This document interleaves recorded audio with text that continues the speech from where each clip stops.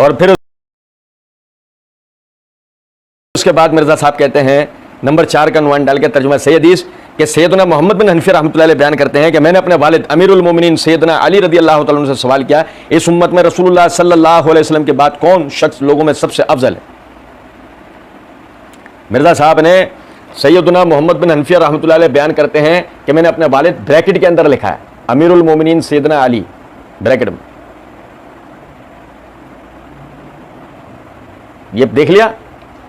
अब इसके बाद आगे देखें कि इस उम्मत में रसूलुल्लाह सल्लल्लाहु अलैहि वसल्लम के बाद कौन शख्स लोगों में सबसे अफजल है, तो उन्होंने फरमाया सैयदना अबू बकर। मिर्जा साहब ने अमीरुल मोमिनीन का लाहेका नहीं लगाया, अली रदी अल्लाह तआला अन्हु के नाम के साथ अमीरुल मोमिनीन अली पूरा ब्रैकेट में लिखा है, लेकिन अबू बकर के साथ यह ब्रैकेट लगाने की तौफीक हुई नहीं है। फिर मैंने पूछा उनके बाद कौन, फरमाया सैयदना उमर रदी अल्लाह तआला अन्हु। उमर के साथ अमीरुल मोमिनीन लगाने की तौफीक नहीं हुई।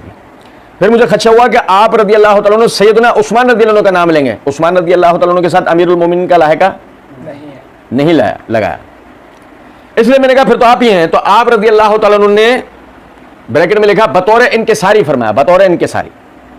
अब बात यही है, बात तो खैर यही है, बतौर इनकिसारी बात तो बिल्कुल यही है कि मैं तो आम मुसलमानों में से एक आदमी हूं। जब ब्रैकेट वो लग सकता है और ब्रैकेट ये लग सकता है, तो वो 3 ब्रैकेट लगाने में मौत आ रही थी क्या? अमीरुल मोमिनीन अबू बकर, अमीरुल मोमिनीन उमर, अमीरुल मोमिनीन उस्मान, लेकिन खुब से बातन है कहीं तो निकलेगा।